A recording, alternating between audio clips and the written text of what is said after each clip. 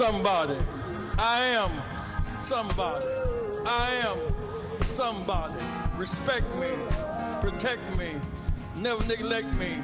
I am somebody. My mind is a pearl. I can learn anything in the world. Stop the violence. Save the children. Stop the violence. Save the children. Keep hope alive. Keep hope alive. Keep hope alive. Reverend Evans, #1 on Main Street. I am somebody. God made me so I am.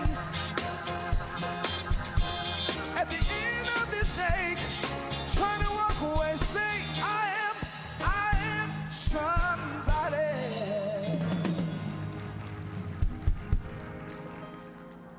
We rejoice this day for our celebration of Reverend Evans' life and his legacy, his living. It means so much to all of us.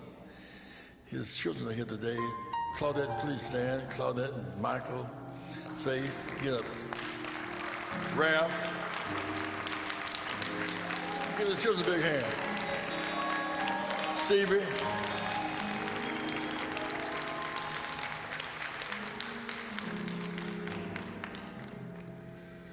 Reverend Evans often say, one of the sins of the church is the church work and not work of the church. It's good to be a good usher, a good singer, but that's not what Jesus called us to. Jesus called us to feed the hungry and clothe the naked and set the captive free. This coming Wednesday, we'll be going out to Pembroke, Illinois, in the suburbs of Chicago. A lot of houses don't have running water.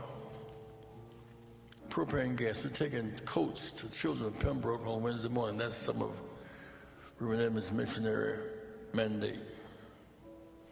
Also, we're going to Cook County Jail again. Across the nation, those in jail who have not been convicted and not in prison are eligible to register and vote. 9,000 children in Cook County Jail, 9,000. Well, many of them are not anxious to get out. The jail is a homeless shelter. Some of them 7 years waiting for trial. Warm in the wintertime, Michael. Cool in the summertime, so they're there in jail.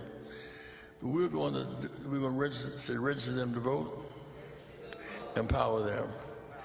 Each of them a computer.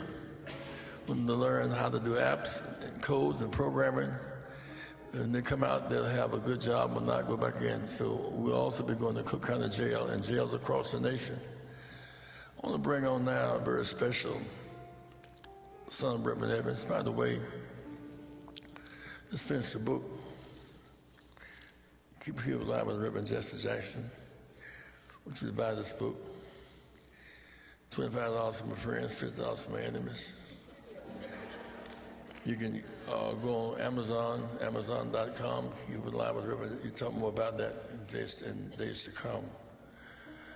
I'm really delighted to see my son Jesse here. Jesse, stand up to me.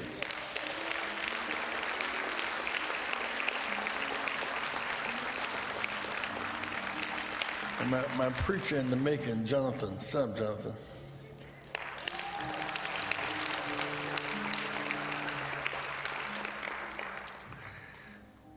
As I looked at Reverend Evans' picture in the paper, big headline, many of us do great church work, preaching to our tribe. There are no credentials beyond our church.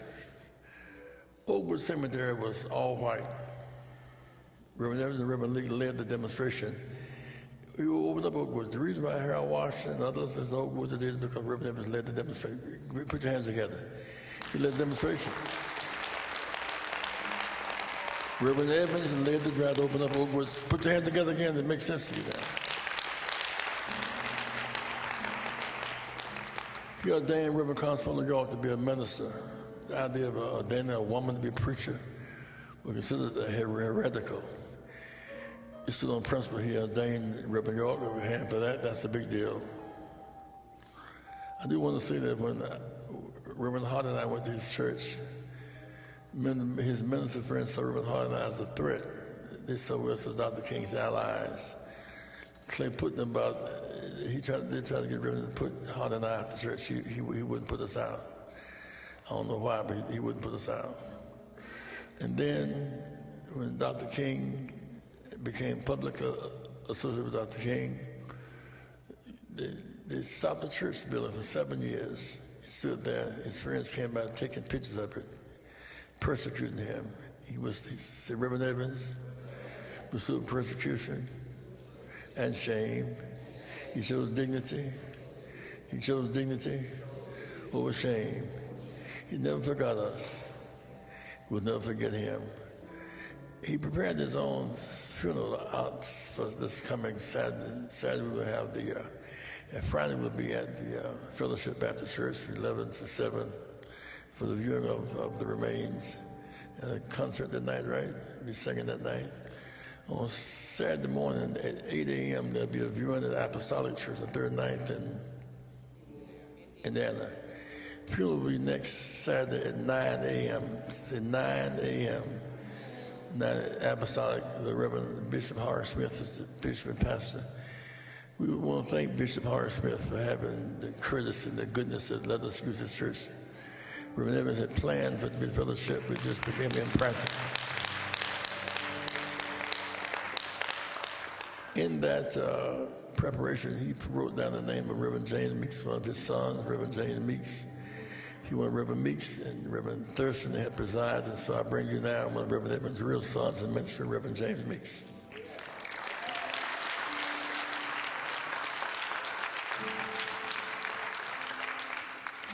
Come on, can we give it up for Reverend Jesse Jackson, our founder and hero.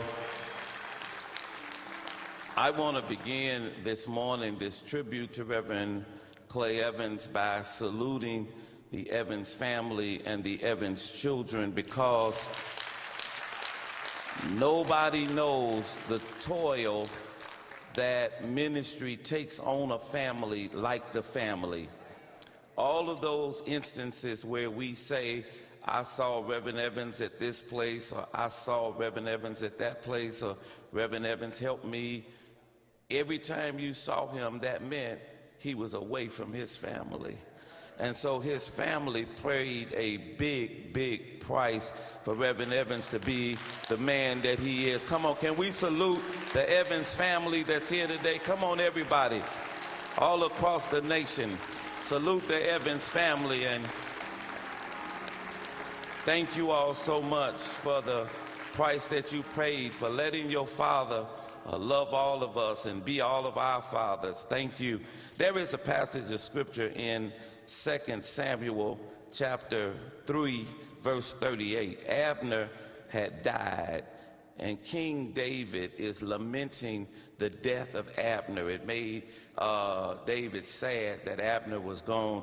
And listen to what he says in the 38th verse. Then the king said to his servants, do you not know that a prince and a great man has fallen this day in Israel? That's why we are having this tribute, because a prince and a great man has fallen this day in the city of Chicago. Reverend Evans was a prince and a great man. Reverend Evans, what made Reverend Evans so great? I mean, it's not enough time and too many things to say. Really, I'm gonna tell you the truth. The only thing you can do in talking about Reverend Evans is to mess up a speech. Because when you sit down, it's 22 other things that you should have said. So know that I'm gonna mess up before I start. Please know that. Reverend Evans was a great man. He was a prince in the pulpit. What made Reverend Evans different from all of us in the pulpit was that Reverend Evans could sing. Now, most preachers that could sing can't preach. And most preachers that could preach can't sing. But not many people had both of them like Reverend Evans. Reverend Evans could sing you under the chair and then preach you under the table. Reverend Evans could sing and he could preach. And I don't know about you, but I lived for Sunday night at 9 o'clock just so that I could hear the Word of Fellowship hour. And Reverend Evans was great. Not only was he great in the pulpit, but he was great in the civil rights and the politics arena. He was great now. I'm going to tell you he was great. Jesse Jr., Reverend Evans called me one day and said, Meeks, said, me and Bishop Brazier, we're going to see the mayor. Said, we're going to see the mayor. We don't like what's going on with our schools. We want you to go with us. We're going to see the mayor. So I said, okay. I was honored. First of all, I was honored. Who gave Reverend Evans my telephone number?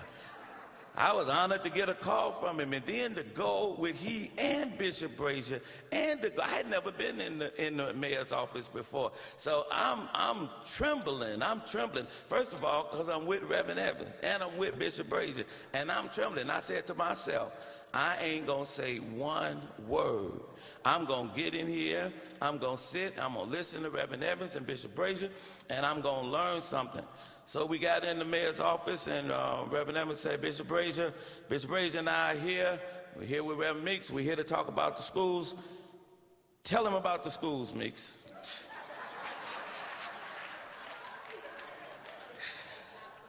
And so my mouth was just, but then I just started rattling and rattling. So when we got out, I said, Reverend Evans, why did you put me on the spot like that? I knew you could do it. I knew you could do it. He was a mentor, and he was showing me what I didn't know about myself.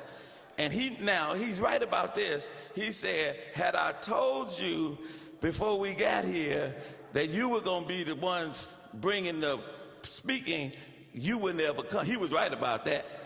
He had to do it that way. He was a prince. And then I'm done with this. Any room that Reverend Evans came in, any program, no matter what was planned, once he walked in, he was in charge. Now, I don't care what nobody else was having. He was in charge. He was the prince of the preacher's circle, and we were going to defer to him anytime and every time. And he would say, well, I ain't really come to be in charge, but I think y'all doing it wrong. And he was our leader.